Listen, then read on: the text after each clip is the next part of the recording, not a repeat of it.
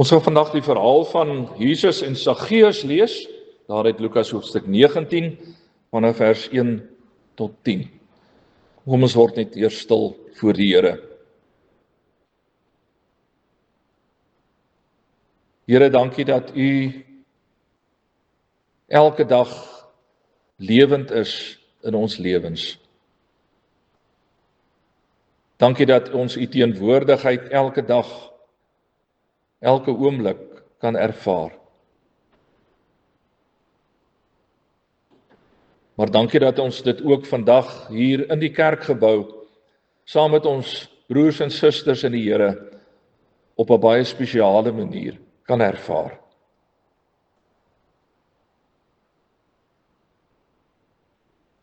En Here, ons bid dat U woord aan ons sal openbaar vandag, op 'n nuwe manier. Here, dat ook hierdie verhaal wat ons al so goed ken, vandag weer op 'n nuwe manier met ons sal praat.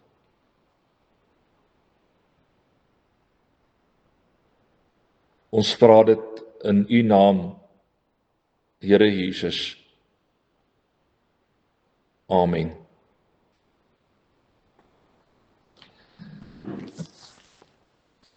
Lukas 19 vanaf vers 1. Jesus het in Jerigo gekom en was op pad deur die stad. Daar was 'n man met die naam Saggeus, die hooftollenaar, 'n ryk man. Hy het geprobeer om Jesus te sien, maar weens die skare kon hy nie, omdat hy te kort was. Hy hardloop toe vooruit en klim in 'n wille vyeboom om Jesus te kan sien, want hy sou daar verbygaan. Toe Jesus by die plek kom, kyk hy op en sê vir hom: Saggeus, kom gou af, want ek moet vandag in jou huis tuis gaan. Hy het toe gou afgeklim en Jesus met blydskap ontvang. Almal wat dit gesien het, het beswaar gemaak en gesê: hy gaan by 'n sondige man tuis. Maar Saggeus het opgestaan en vir die Here gesê: Here, ek gaan die helfte van my goed vir die armes gee, en waar ek iets van iemand afgepers het, gee ek dit 4-dubbel terug. Daarop sê Jesus: vandag het daar redding vir hierdie huis gekom. Ook hierdie man is 'n kind van Abraham. Die Seun van die mens het immers gekom om te soek en te red wat verlore is.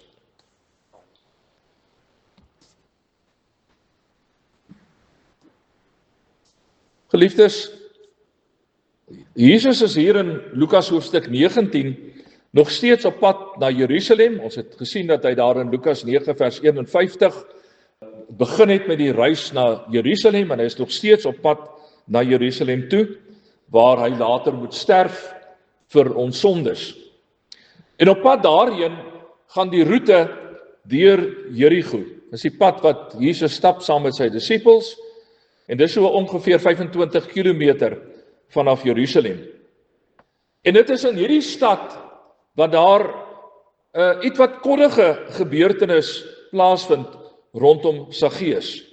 Maar daarby gaan ons kom, so 'n bietjie later in die preek. Saggeus was 'n baie belangrike man.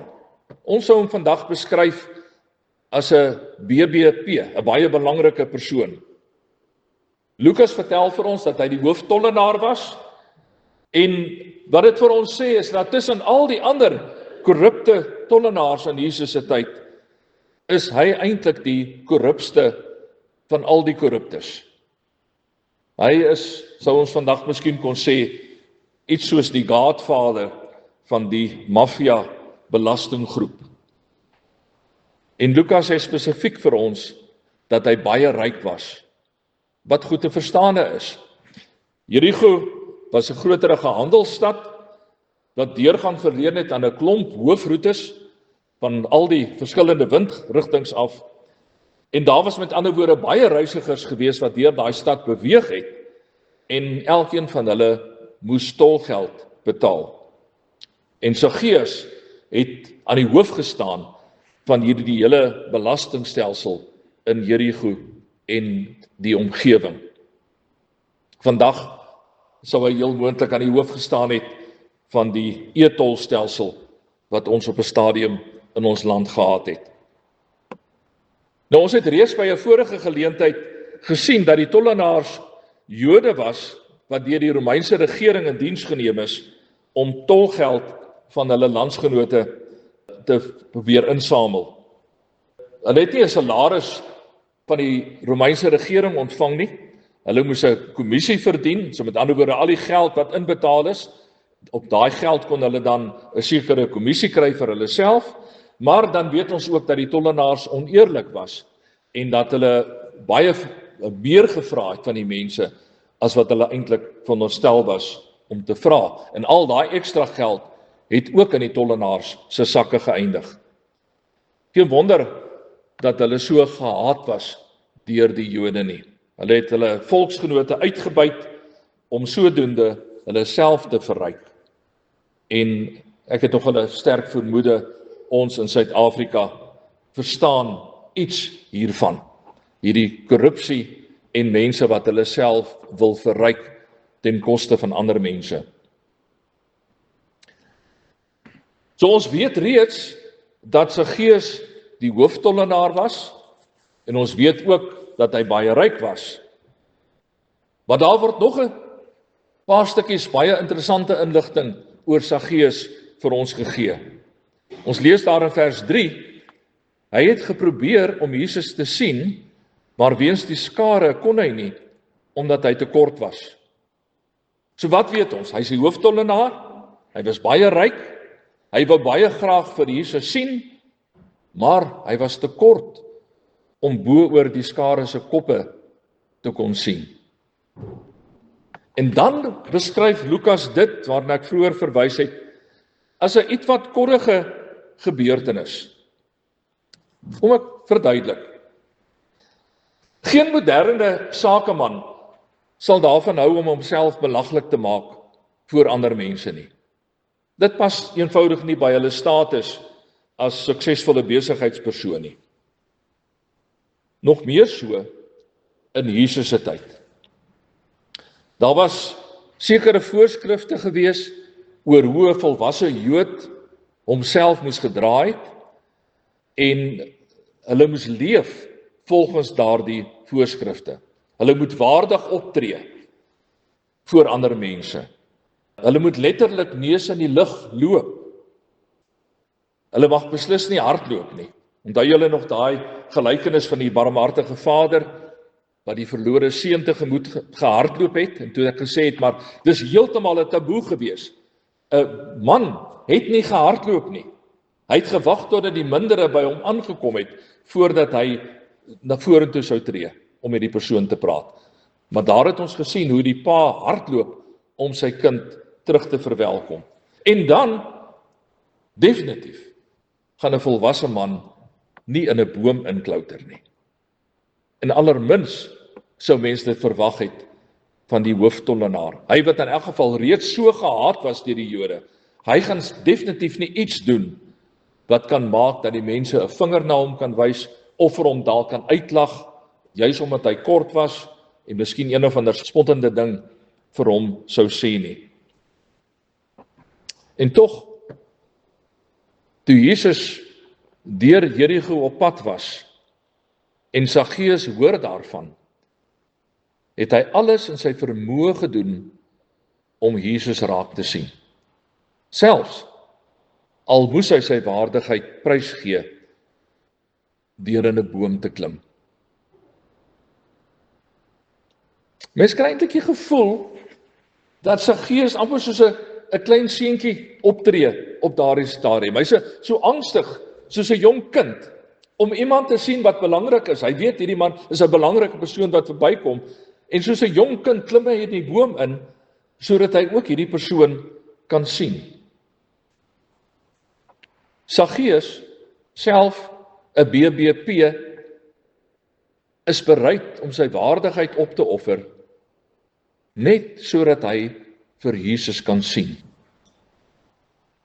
Vergelyk dit vir 'n oomblik met die ryk man van wie ons verlede Sondag gehoor het, wat teleurgesteld weggedraai het van die Here Jesus af, toe hy gehoor het wat hy moet opoffer as hy 'n pad saam met die Here wil loop. Skielik neem Saggeus se waardigheid en sy status in die samelewing tweede plek in. Hy is gans en al te angstig om vir Jesus te sien, om hom te bekommer daaroor wat die mense van hom gaan dink, as hy daar bo in 'n boom sit en wag dat Jesus verby moet kom. Nou broer en suster, Saggeus het homself voorberei om 'n toeskouer te wees van Jesus as hy by die boom verbyloop. Hy het niks anders in gedagte gehad het. Al wat ons lees daar, hy wou vir Jesus sien. Jesus kon in elk geval nie sy naam geken het nie, hy het nie geweet wie Saggeus is nie, en daarvoor was Jesus te belangrik. En tog, toe Jesus by daai boom verbyloop, lees ons, kyk hy op en hy roep Saggeus by die naam. Ons lees daar in vers 5. Toe Jesus by die plek kom, kyk hy op en hy sê vir hom, Saggeus, kom gou af, want ek moet vandag in jou huis tuis gaan. En dis vir my aangrypend. Saggeus het, om watter rede ook al, besef dat hy vir Jesus moet sien. Was dit dalk sy gewete wat hom gepla het oor iets? Miskien oor sy oneerlikheid en sy korrupsie? Ek dink dis 'n goeie moontlikheid dat dit dalk die rede kan wees. Was daar dalk iets anders? Was dit eenvoudig die Heilige Gees wat hom gedring het daartoe op daai oomblik om vir hom te sê, jy moet by Jesus uitkom en klim in die boom in, dat jy hom kan sien? Ons sal nie weet nie. Ons bespiegel daaroor. Maar iets veroorsaak by Saggeus 'n drang om vir Jesus te sien. En dan vertel Lukas vir ons dat in plaas daarvan dat hy vir Jesus sien Jesus vir hom daar in die boom raak. En hy sê dan vir Saggeus dat hy by hom wil tuis gaan. Geliefdes, dit gebeur in ons lewens ook. Iets gebeur in jou lewe. Een of ander krisis oorval jou. Dan weet jy nie mooi watter pad jy vorentoe moet loop nie. Miskien is daar een of ander traumatiese ervaring wat jy beleef het. Miskien is dit dat jy een of ander iets aangevang het waaroor jou gewete jou eenvoudig nie met rus wil laat nie. Dalk sit jy in 'n finansiële krisis. Dalk is daar gesinsprobleme.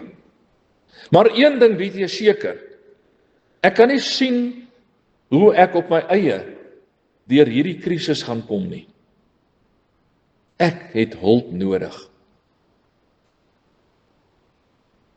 En dit is in sulke tye wat ons soos Saggeus eenvoudig van alles en van almal rondom ons moet vergeet, sodat ons by Jesus kan uitkom, sodat ons by hom rus en vrede kan kry.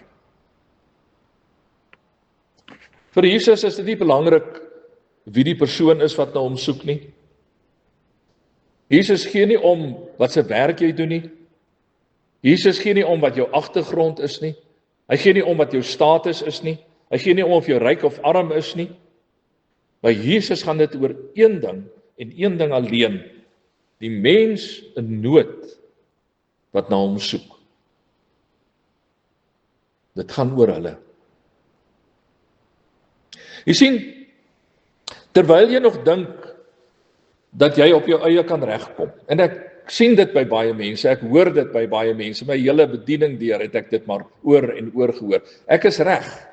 Moenie oor my bekommerd wees nie, ek is reg. Terwyl jy in jou hart weet, maar jy's nie reg nie. Alles is verkeerd. Maar terwyl jy nog vir jouself sê, ek is reg, ek kan op my eie reg kom. Ek het niemand nodig nie. Ek het ook nie vir Jesus regtig nodig nie. Dan kan God nie veel vir jou doen nie. Maar die oomblik wat jy besef, ek het die einde van die pad bereik. Ek kan nie verder op my eie vorentoe nie. En jy roep uit na God. Dan vertel hierdie verhaal van Saggeus vir ons, dat die Here ingryp, en dat die Here kom help. Die verhaal van Saggeus wil ook baie duidelik vir ons kom sê, dat ons nie daaraan hoef te twyfel of God ons ken nie. God weet baie goed van my en van jou. Hy ken ons omstandighede. Hy weet wat in jou kop aangaan. Hy weet selfs van al jou geheime, wat niemand anders van weet nie. En God wil deel wees van die oplossing van die probleme in jou lewe. God wil graag help. Dit vertel hierdie verhaal vir ons. Nadat Jesus vir sy gees daarbo in die boom gesien het, het hy hom afgeroep en vir hom gesê dat hy by hom wil tuis gaan. En ons lees dan dat sy gees vinnig afgeklim het en vir Jesus met blydskap ontvang het. En daar waar Jesus en sy gees toe saam was, daar het sy gees tot bekering gekom. En die vroeë mense het daar buitekant rondgestaan en hulle het gesien wat Jesus doen en hulle was hewig ontsteld geweest. Hulle het mos al voorheen vir Jesus daarvoor verkwalik en baie kwaai aangespreek omdat hy saam met die tollenaars en die sondaars en die prostituie geëet het. Hulle kan nie glo dat hierdie veragtelike Saggeus deur Jesus uitgekies word om by tuis te gaan nie. Hy's 'n volksverraaier. Hy is definitief in die oë van die gesiene en die vroeë mense van daardie tyd nie iemand by wie hierdie rabbi, hierdie leermeester Jesus moet by tuis gaan nie. Maar Jesus kies om by Saggeus te gaan bly, eerder as by die Fariseërs en die skrifgeleerdes en die ander leiers van die sinagoge van daardie tyd. Want dit het by Jesus nie gegaan oor hoe goed of hoe sleg Saggeus was nie.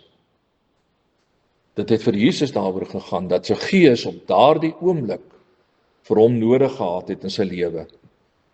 En daarom besluit Jesus om by hom tuis te gaan. En dan, daar in die huis gebeur daar 'n wonderwerk. Saggeus kom daadwerklik tot bekering, maar dit hou nie daarop nie. Hy besluit daar en dan dat sy lewe vorentoe anders gaan lyk as wat dit tot op daardie oomblik gelyk het.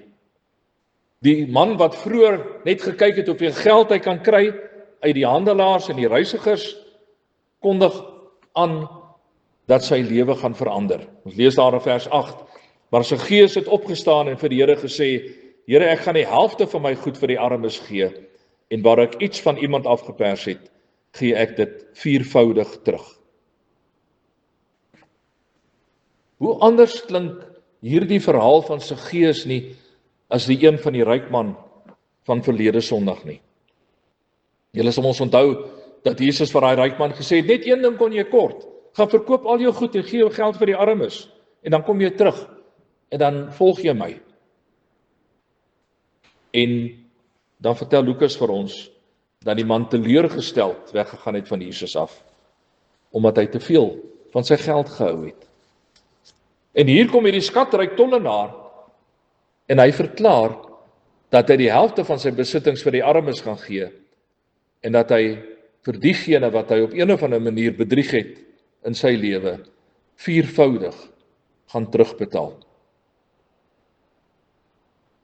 En ek het so 'n bietjie teruggedink daaroor, en gaan doen maar die sommetjies.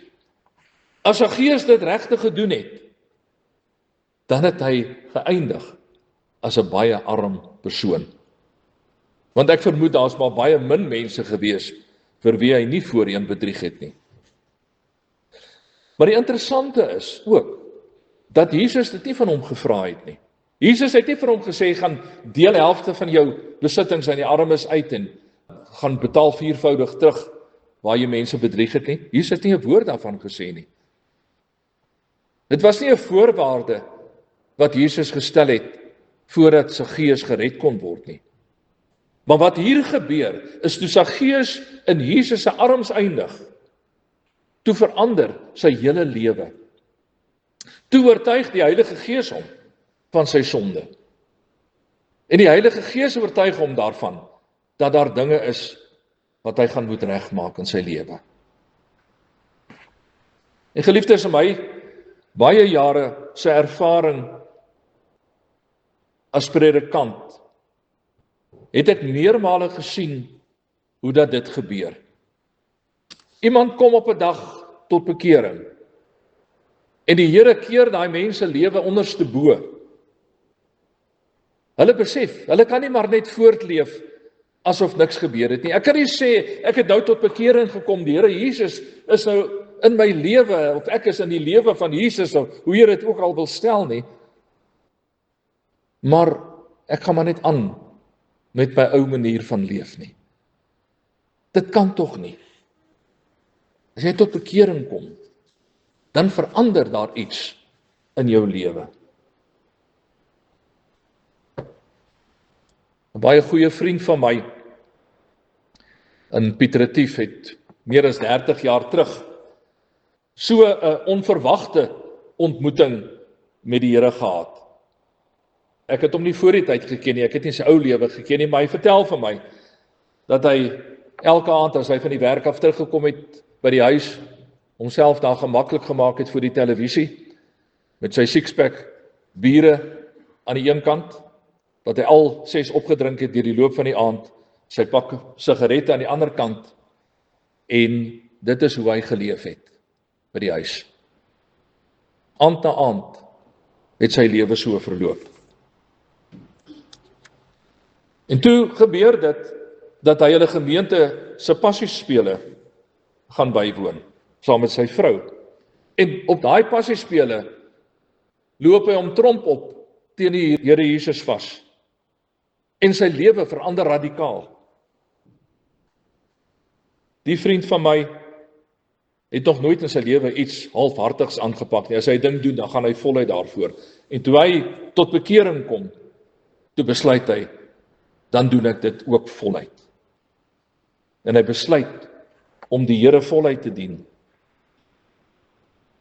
Sy persoonlike lewe, sy besigheidslewe, is baie suksesvolle besigheidspersoon, sy geestelike lewe, sy huwelik, sy gesinslewe, alles het radikaal nuut geword. En tot vandag toe nog hou hy steeds daarmee aan. En ek sien in sy lewe hoe dat die Here sy keuses wat hy gemaak het, wat hy elke keer bou op 'n verhouding wat hy met die Here het, hoe dat die Here daardie keuses wat hy maak seën. Ook Saggeus se keuse om voluit die Here te dien was nie te vergeefs nie. Ons lees daar in vers 9 dat Jesus vir hom sê, vandag het daar redding vir hierdie huis gekom, ook hierdie man is 'n kind van Abraham. En geliefdes, kan jy jou indink watter vreugde daar in Saggeus se lewe moes gewees het op daardie oomblik?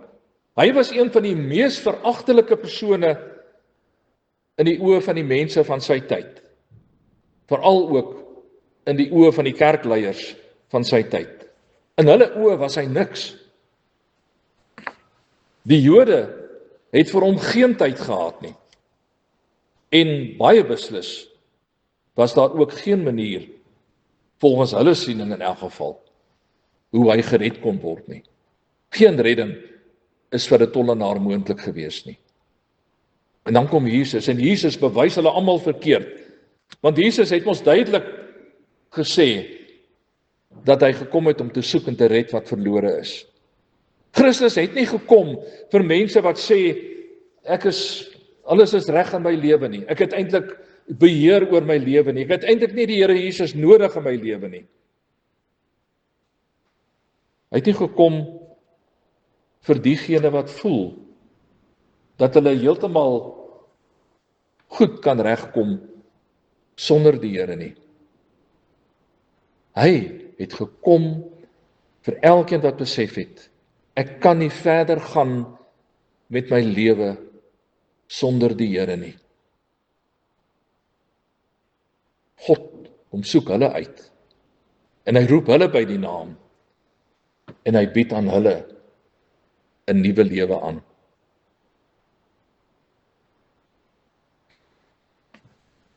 Broer en suster, ons het al 'n paar keer gepraat die afgelope paar maande oor wat dit beteken om alles vir die Here op te offer.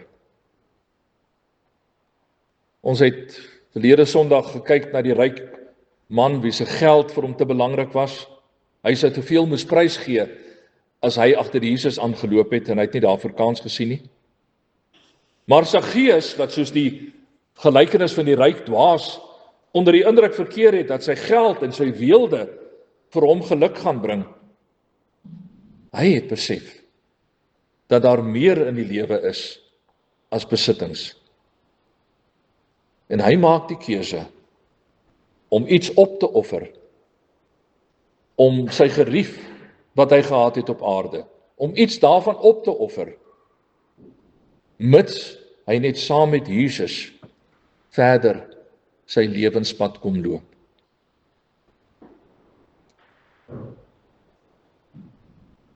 En geliefdes, ek kan nie vandag vir jou persoonlik sê wat jy moet opoffer vir die Here nie.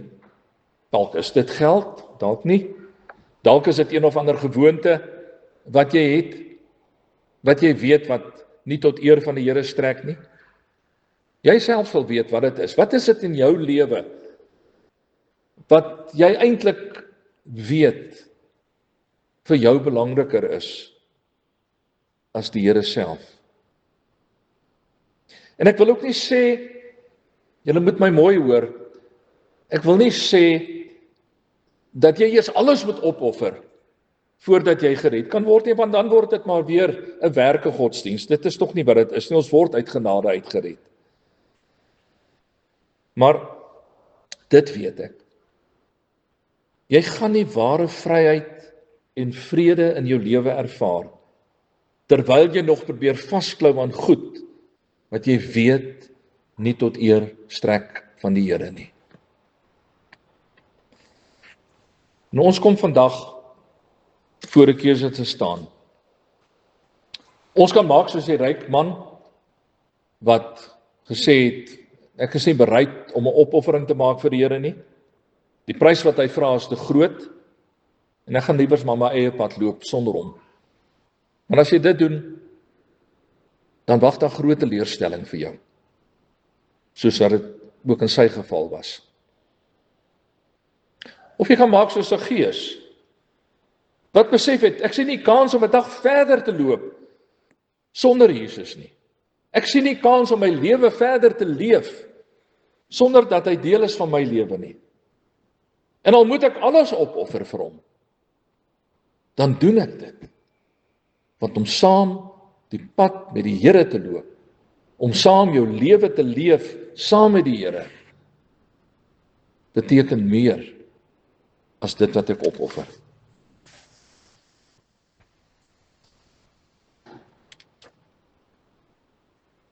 Miskien is die Heilige Gees op hierdie oomblik besig om met jou te praat. Miskien is daar nou iets wat die Here op jou hart lê. Dat hy vir jou besig is om te sê, hierdie ding staan tussen my en jou. Hierdie ding is besig om jou verhouding met die Here te benadeel. Hoekom offer jy dit nie sommer net nou op vir die Here nie? Waarom sê jy nie maar net nou, Here, vat dit dan. As hierdie ding tussen my en U staan, vat dit weg van my af. Want ek wil niks tussen my en U hê nie. Sê vir die Here, jy's klaar daarmee. Jy gee dit prys ter wille van jou verhouding met die Here. En dan kom ervaar jy die vrede en die rus wat God vir jou gee in ruil daarvoor.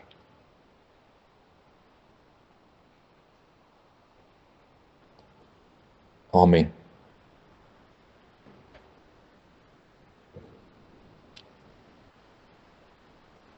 Here,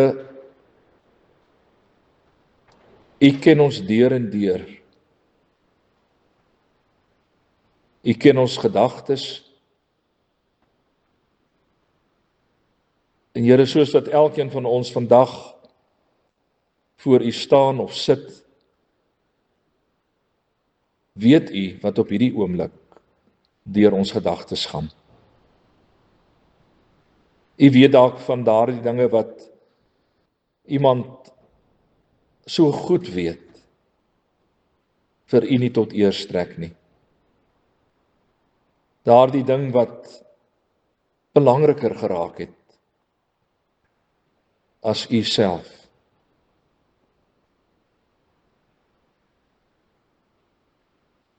En Here, ek kom bid dat u deur die Heilige Gees met mense sal praat, dat hulle sal weet, hierdie ding wat op my gewete rus, hierdie ding wat ek uit my gedagtes nie kan wegkry nie, is u wat besig is om met my te praat. En dan, Here, bid ons vermoed om dit op die altaar te plaas, om dit op te offer, ter wille van ons verhouding met u, ter wille van die vrede en die rus wat ons in u teenwoordigheid kan ervaar.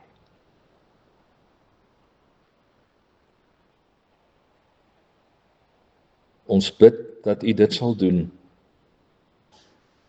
en ons vra dit in Jesus se naam, met verwagting. Amen.